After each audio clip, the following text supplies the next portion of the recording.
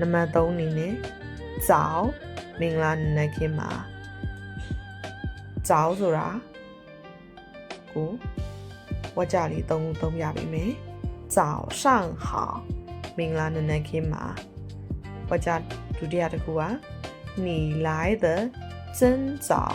မင်းလာတာတကယ်စောတာပဲတတိယဝါကြအနေနဲ့早安大家အားလုံးပဲမင်္ဂလာနံနက်ခင်းမှာနံပါတ်4好久不见မတွေ့ရတာကြာပြီ好久不见ကိုဝါကြလေး3ခုသုံးပြပေးမယ်ပထမတစ်ခုအနေနဲ့好久不见最近怎么样မတွေ့ရတာကြာပြီနော်အခုတလောဘယ်လိုနေလဲဒုတိယတစ်ခုဝါကြဒုတိယတစ်ခုအနေနဲ့真的好久不见了ကဲဟိုပဲမတွေ့ရတာကြာသွားပြီ